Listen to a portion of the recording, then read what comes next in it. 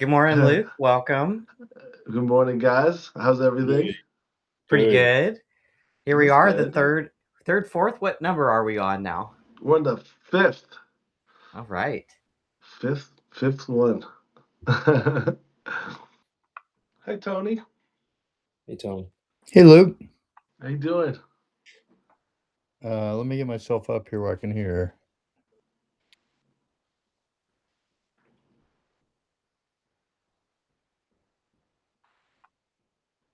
I'm doing well. How about you? Good. I can't complain. We're going live here, Tony. You have any questions for me?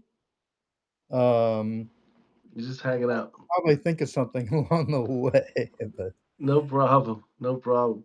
Well, I have a couple questions that came beforehand. Um, let's see here. Nancy asked about wall thicknesses on flutes. So, what wall thickness is the actual thickness of the flute body itself. So, like how thick the tube is, and it had gone through different iterations. When it was, back Haynes is the first company that draws tone holes. So if you see a rolled tone hole versus a soldered tone hole, that's going to be generally going to be a heavy wall. Though they do it on 16 wall too. So it goes by millimeters, like 0 point or is 0.011 millimeters is like a thin wall. That's real thin. That could be like gold flutes. Then there's 14 wall. I think that's more common for a gold flute. That's a light wall, they call it. And then there's the regular wall is 16 wall. That's what most of you guys have. And now you pay extra for a heavy wall, which is 18 millimeters thick. And the difference with that generally is, the very early flutes, like the early vintage Hayneses and stuff like that, are generally thin wall because they're soldered tone holes on there. But once they figured out how to draw, they were making thicker tubes. And now they make thick, heavy wall tubes with soldered tone holes as well. So, as I preach to the choir weekly, um, generally the heavier the flute, the more resistance. And some people will say darker sound. Dark and bright are kind of a little bit of subjective as to people's ears, but I always talk about a church bell. If you have a thin church bell as compared to a thicker church bell, the thin church bell is in a ring with less. If you're going to hit it, you wouldn't have to hit it quite as hard. But a really thick church bell, you might have to hit a little harder to make it vibrate. So I think that has something to do with it. And then also, you're gonna feel on like a heavy wall flute that's got C sharp trill key, split E, low B. They're gonna feel heavier. So some people are going to look for lighter flutes, and some people are going to look for heavier flutes. Haynes just did a thing maybe 5 or 10 years ago. They called it a light mechanism. I think they might have offered it as light than a heavy mechanism. So it's more so of people's preference of how much the flute weighs itself. So that's my answer for Nancy. And we can check that, on the if I take the crown off the head joint, I just take my calipers. I can check and see what the wall thicknesses are, generally through the head joint because there's rings on the rest of the places to measure the instrument.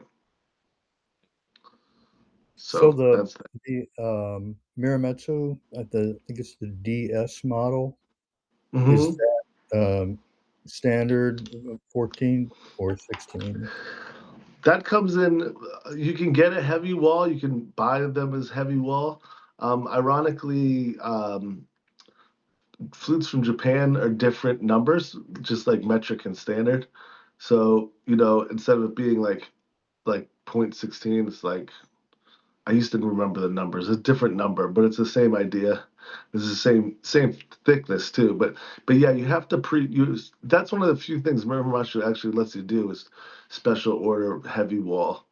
They're very traditional company. They don't have gold risers. They don't. What else do they not do? They're just not as customizable as some of the other companies are, but fantastic flutes. Some of my favorite flutes. The Muramatsu DN is the soldered tone hole version of the DS. So the DS is a roll tone hole. The DN is soldered. You don't see a whole lot of DNs, but they're awesome, awesome flutes. And they also offer gold clad and gold platinum clad flutes as well, which are fantastic. And some clad is like a little bit thicker. They call it hotel plating. So it's thicker than your general plating. I don't think I've ever seen. Well, that's not true, but very rarely do you see Japanese flutes with plating issues. Some of the gold ones I've seen kind of more discolored than actually like could wear off. So Wonder I why know they you call it work hotel on. plating. Oh, excuse me. Sorry, I was just wondering out loud why they call it hotel plating. Do you know? I don't know. No, it's just a term in the industry. Maybe it has something to do with hotels. It's my best bet. But it's such a small amount. It's like ridiculous. Like it's like microns. They have there's a company called Caswell, and they have like plating kits, and you take like these like two clasps, and you put the one clasp on the flute, and then the other one has like a little metal wand, and you put it in. You put like paper towels around it and dip it in a solution, and it'll actually cause it to replay. I've never been very good at it, but I've seen people do it, so that's an option. What were you going to ask, Todd? Well, I know you work on Hubert Laws's flutes. Mm-hmm. Does he ever talk about what his favorites are, or why he switches flutes around from genres of music or anything like that? Yeah, he. Well, one of the reasons he has four flutes he plays the most, and one of the main reasons is he practices like 8 hours a day still. I think he's like 80 something. So he likes to kind of just have low miles on his flute, so he's not playing all the same flute all the time. But his teacher in Dallas gave him Haynes, which is a 4-digit open G sharp Haynes, and I think that might be his favorite flute. He'll never let that flute go. Like sometimes he'll ship me certain flutes, but he won't ship that flute or his Powell flute. I actually found another flute that was exactly the same, almost the same flute from a guy that I worked with at Burkart, who unfortunately passed away. His name was Leslie Hunt, and he was the flute player in the President's Zone band for many years. But his wife came to me after she passed, and it was the same flute. So the lip plate has like perforated holes in it, and they Hmm. did that.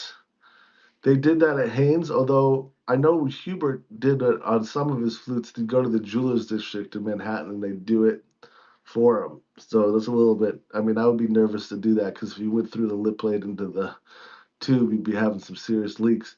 But then he plays that flute too. So he has two 4-digit Haynes flutes, which will put him in like the 1920s ish, maybe a little later. Yeah, like late 20s, I think.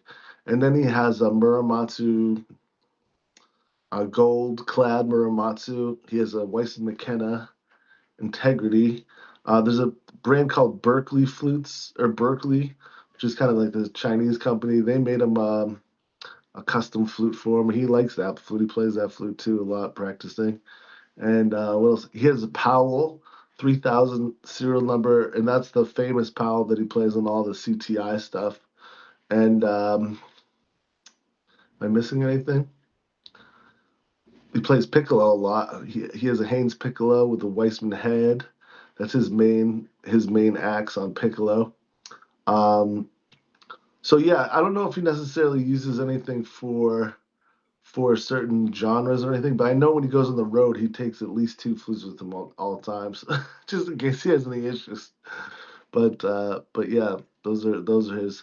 I would say his Haynes is his favorite flute. He asked me a lot what his favorite flute is. I'm always so intimidated by it. It's like any flute you play, Hubert, is my favorite flute.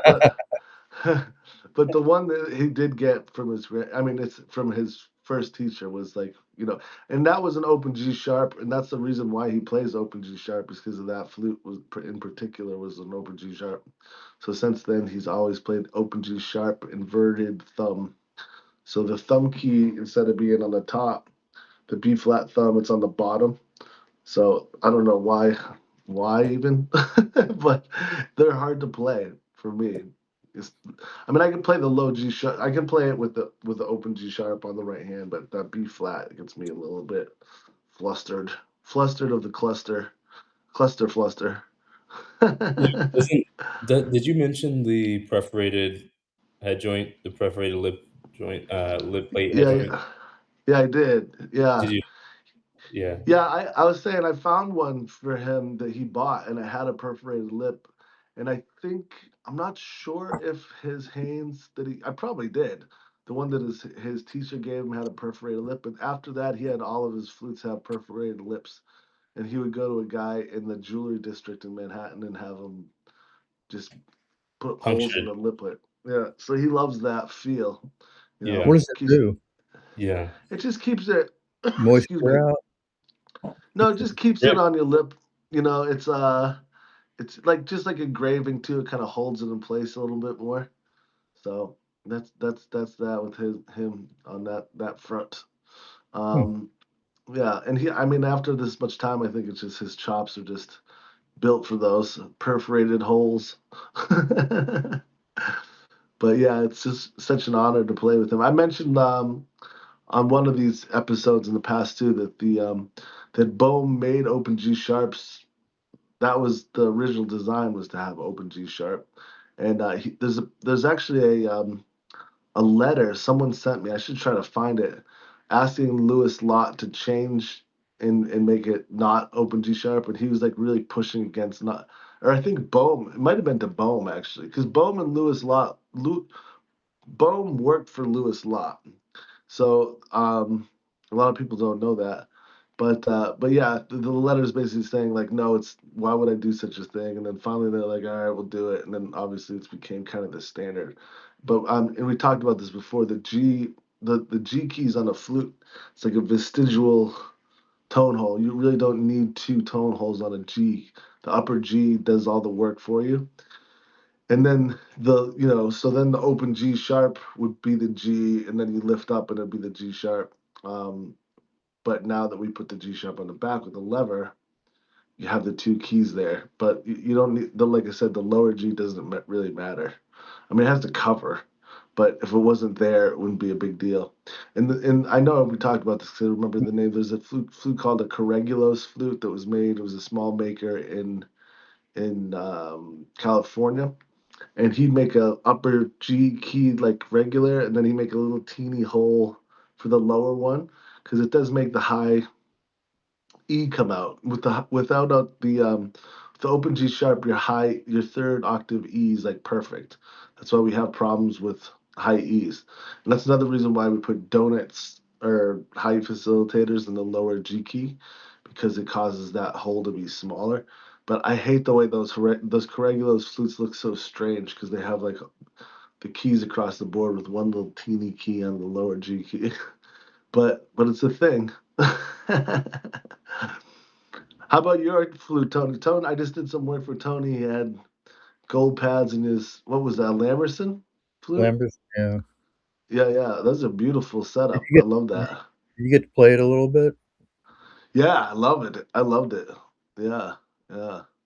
Those pads are great. I did work with Robert Dick for a long time when I was younger. I haven't done work for him in a long time, but he had a set of gold pads in one of his flutes, and he just changed them just because he felt like he should change them. He had them for like 15 years or something.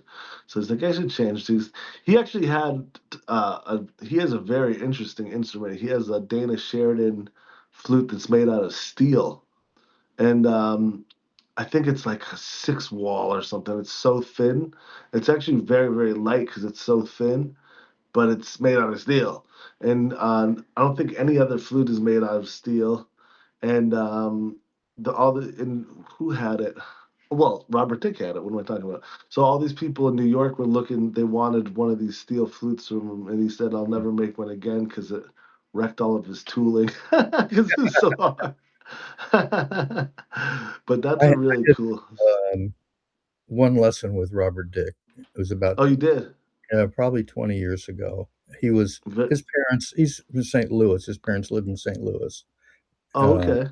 they're passed on now, but and so he was advertising that he's going to be in St. Louis for a week and was open to lessons. So since I'm 2 hours away, Oh, I nice. went and did a lesson with him. That was quite interesting. It was when he showed me his prototype that he was working on at that point of his slide head joint, Yes. Yeah. just head joint. That was pretty interesting, to say the least. Yeah. Yeah. The glissando head joint that was helped. Big Brandon helped make that, and Huh, yeah, it was very cool. I was around for the inception of that too, and I was changing out these. There was like these little seat pad kind of things that would hit the end, like kind of like a trumpet. There's like a little felt, and we were having problems with those, but they fixed that. So I was always taking them apart and putting in these little washers. One thing But you the probably don't realize is Luke uh, was around for the creation or the inception of a lot of different things. So, if you own a Burkart piccolo, there's a high chance that he was the stringer for or the finisher on it. nice. yeah, yeah, it's finally kind of becoming the end of that era. I started in well, yeah, I mean, for the finishing is concerned, I stopped in 2008, and every once in a while I'll still get a flute that I padded. I was in charge of the Burkart-Fallon flute finishing department, so like pretty much all of those from the 08 to, or no, 05 to 08, I padded on the end of the serial number, and it comes full circle once in a while. It's a pretty wild thing, but it's a long time ago, so it started it started to see less of it. So, But and Lillian was working on high B's like the whole time I was there. So it was just play high B's in my right ear all day long. But she had these inserts and she was changing the size of the tone holes, and when you change the size, obviously you're changing the how far the tone hole is opening, which changes the scale. So that's the whole thing. Scale's a thing too that people throw around and don't really know or talk about so much. Like, so the scale of a flute, you hear about Cooper scale, Bennett scale. Now everybody has their own scale, Burkhardt scale, but they're all kind of based off they're pretty much based off Cooper scale. And Albert Cooper was a flute maker in London, and very eccentric guy. I think he built all his flutes in a shed in the backyard, and apparently he went in there. It looked like there was stuff all over the floor and all over the place. And he's making the best head joints and flutes in the world. But so he was supposed to be a character. One of the things he used to say too is he'd say the loudest when he put out head joints for like conventions. He say the loudest head joint always sold first. So he had kind of he had an ethos there to make the flutes play louder, which I think kind of carried on to everything that we're doing now with modern flutes. But he was the first one to kind of change the scale, like the Powell Haynes kind of scale, which came out of really Lewis Lott and all that. And flutes have always been pretty good in tune and pitch wise, aren't that bad. But so scale is the relationship of the middle of the embouchure hole to the first C sharp tone hole in the middle of it, so on and so forth, where the placements are of each tone hole, and the height of each tone hole, whether it's higher or lower, and key heights too. But those are a little less. That's not. I don't know if you would say. Well, it's in relationship to scale. When you push the key down more, it's going to obviously um, go a little more flat. And then when it comes up, there's a point of no return of sharpness, but there's each company has kind of like the number where they open up to. Um, like I said, I don't think it's crazy important to have it exactly where they say it is supposed to be, but I kind of eye it most of the time. But that's that on scales and what that means. You know, we throw these words around a lot. So, any other questions from you guys? So I have a Brandon Cooper. Oh, Lillian. Wait. How do you say it? Liliana? Liliana, yep. Liliana. Liliana Hi. Kane. Hi, guys. Nice Liliana, Hi. to. Look. What's that? are you at home? I am. That's Yes. amazing. That's a really nice background. Oh, thank you. Yeah, some people have asked if it's a picture, but yeah, how about That was AI.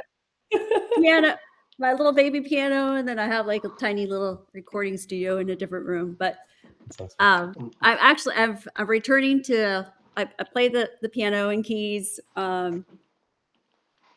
and I'm returning to. I've returned to the flute again after some major surgeries. I'm in Nashville, Tennessee, so I used to play, all kinds of gigs and National Flute Choir as well. But so I've had my old flute. I had the COA done locally for the first time, and was shocked that after a decade that no pads were replaced. I'm like, oh, this is not a good sign, because I knew there was like about two leaks. So anyway, long story short, I am now testing some flutes. So I would love. Mhm. I don't know if I have a moment to get your opinion. Absolutely. So let's see. I have I do have a Drelinger head joint, the Corrigulos head joint with the like platinum. It's like the free flow with the platinum. What do you call it? Air read. Yes, the air reed. Yes, which I've grown to love. But I'm testing it's between a previously owned Brannen Burkart with an offset G. I need that now with just age. The Muramatsu DS, and so I've tried all sorts, but those by far, especially the Muramatsu. Have superseded. I tried to Atlas, Miyazawa, all nice, kind of in that same comparable, I guess body types and things like that, makeup, and a PAL. So, from your experience, as far as I guess some key things is love the Muramatsu, hits heavy wall. I'm waiting to try the other head joint that they have with the wings. The Brannen that has because it's a previously owned flute that has the modern cut. Not a fan of that head joint whatsoever. So you're gonna try the Lafon with the Adler wings? Is that what they're gonna send you for the Brandon? That's what I was wondering. I feel like to compare both flutes, like I need to probably have a similar head, either have the same head joint, to give to have a true comparison.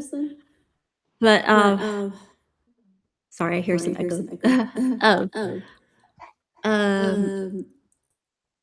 don't know. Based on like your experience with working on flutes, are there like things to look out for, with heavy use, or Yeah, I mean, with if either? you if you're with those two flutes, there's like really nothing to worry about. To me, those are kind of both the best made flutes as far as the way they're strung and the way they're built. Muramatsu's, I call them like the Toyotas or the Lexuses of the flute industry because they just go and go and go. They don't offer um, pinless mechanism on Muramatsu. That's another thing that we were talking about Muramatsu and how they kind of just stick with what they do, but their mechanism's fantastic. Pinless versus pinned isn't really that big of a deal in my I the pinless mechanism always feels a little better, a little like more buttery under your fingers. And the reason that is there's bridges that connect the primary keys to the sub-primary keys, and then they kind of float on an arm that doesn't move. Whereas a pin mechanism is pinned, so like the F sharp will be pinned to the steel, so when it moves, it always like there's a key that's always moving, instead of the key moving around the steel.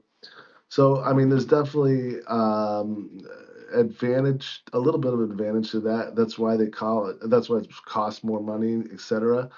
But the main thing I would say between the Brannen and the Muramatsu would be that the Brannen's going to be a brighter sound, and the Muramatsu is going to be a darker sound. Darker, yeah. And obviously, you're gonna have the head joint thing's a big deal. Do you have the Drelinger head joint as your own head joint that you're kind of interchanging, or? I sent it in along with my flute for to get an appraisal.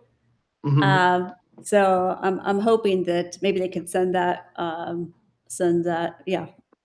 Yeah, and then to see if what kind of work my other flute may need. But Sure. that would be ideal, to test both of them. Yeah. Yeah, I because mean, I if you don't know could if some of the, as far as like articulation, I mean, once I warm up with the Brannen with that particular head joint, I'm fine. But it's I feel like it's very just narrow, if that makes any sense, to where your like the embouchure has to position, where I have to position all my breath. It's like very, it's not forgiving at pointed. all. Yeah, that's Yeah. the word I'm looking for. Yeah. Yeah. It's hard to tell too. I mean, to know which one's covering better or whatever too, like, a little leak can change everything as far as the playing is concerned. They do have different style pads. Brandon's gonna have a Pisoni S2, which is like it's a Straubinger pad, and the Muramatsu has what's called a star pad, not a star pad, I'm sorry, a Lotus pad. There Yeah, used I to be a dug in pad. to see how those were made. Kind of cool. Does that Yeah. help with like dynamics? With I'm just wondering, like with like microdynamic responses. I don't know about dynamics. Maybe they're just different designs as far as I think as longevity is concerned. That the Muramatsu pads gonna last longer. It has a metal backing, and it sits on a metal base, like aluminum. They're very light, but they're less prone, I find, to ripping over time because they sit higher up in the cup, and there's no sharp edge to them, whereas like a Straubinger or Pisoni has like corners on them that are made of a Delron, so it's like a shell. So a lot of times I see people wipe down their flutes and they hit the sides of the pads, and then they'll rip the front edge of the pad just because it's kind of sticking out and it's like rubbing against a hard piece of Delron. But I love Straubs and I love Pisonis and I love Star Pads. I mean, they're all kind of their own thing. That's why one of the reasons I think the Star Pad's a darker sounding pad. It's kind of more of a felt pad that's made to be stable. A felt pad has felt on it wrapped around with an organic material on cardboard. So it's more prone to take on moisture and expand and contract and do things that you don't really want it to do. That's why they're called traditional. Contemporary pads have been around for 40 years now. So at least I know that I'm contemporary. Um, but but the idea is that on a Straubinger pad or a Star pad, that it's really flat and it doesn't have like that much organic material that's going to move. The wrap around it, the yellow color is a organic material. It's like a intestines of a pig actually, and those are the same on both pads. But the Straubs are going to be a little more reflective. Um, they have like a microfiber in core, whereas the Lotus pad I think might have silicone in there, and I think maybe might be wool. I can't remember if it's wool or microfiber, but they do last a little bit longer. They do capture that felt sound more. So, I have but one more question. Sorry to take mhm. your time here. For No, please. high E facilitator, is that like I haven't really found, at least in comparison to my old flute, it hasn't been an issue. You know, it's quite smooth. You know, with transitions to the high E on both of these flutes. Is that a key selling point for resale? You No, know, no, I wouldn't to say so. No, I mean, high facilitator is glued in. You can just pop them right out if you want. So generally, like a Brannen Brothers will come with one anyways. Doesn't I don't think that pretty sure Muramatsu does not do that, but it's not a big deal. Some people like them, some people don't like them. I don't find them to be to make so much of a difference that it really bothers anyone. People generally just like that high E to pop out a little more with the facilitator. Also brings the high A down in pitch, which is a sharp note to begin with. So that's another kind of advantage of that high E facilitator. Um, some people like that note to be more free blowing and a little bit higher, but um, the good news is it's inexpensive. You like it, you like it. If you don't, you just take it out. I always kind of put it. I mean, when people ask me about split E, I tend to say if you can find one without split E and you can put the donut in and it feels good, that I kind of move towards that a little bit just because it's just another thing on the flute that can go wrong. I also say, they call it split E. It should really be called split G because what it does is it splits the G's up and we put the E down and pushes the low G down. And that goes back to what I was saying in the beginning about the open G sharp flutes. Their high E's are fantastic because you have that key down when you that lower key down when you play the high E. So that was one of the things that screwed up the scale a little bit from Bohm's original. And also Bohm originally, if you think about the original setup, it's more like a recorder. It's like all your fingers go down and all your fingers go up, you know.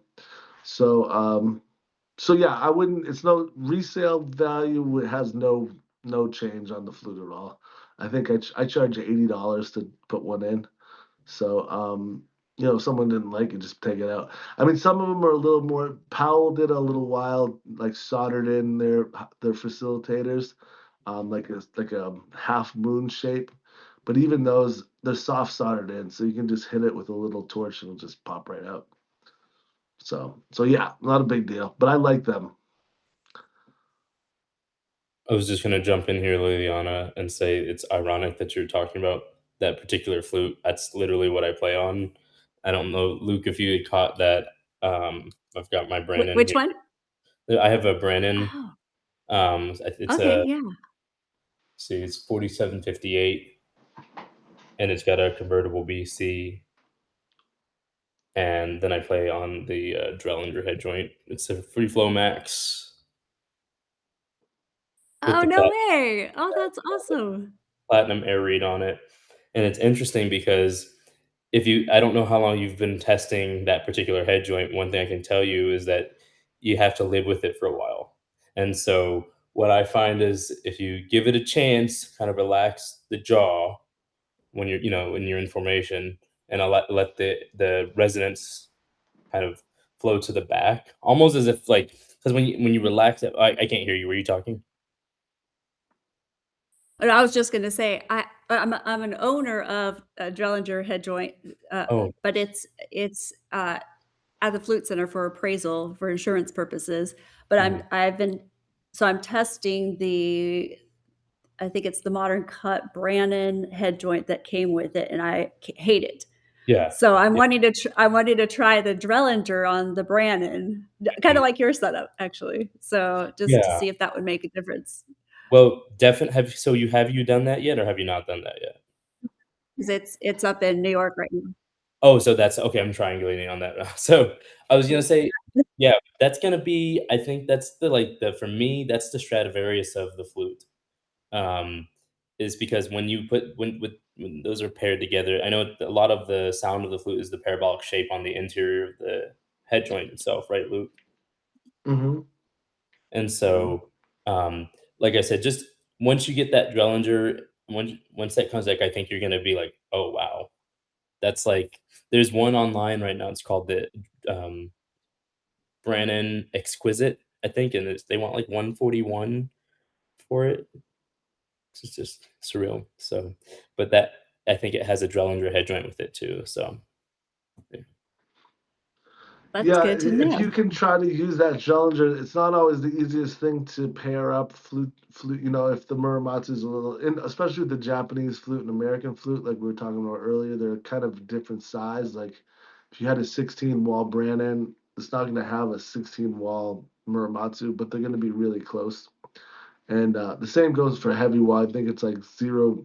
They say like 0.45 on the heavy wall. I think when they're in Asia.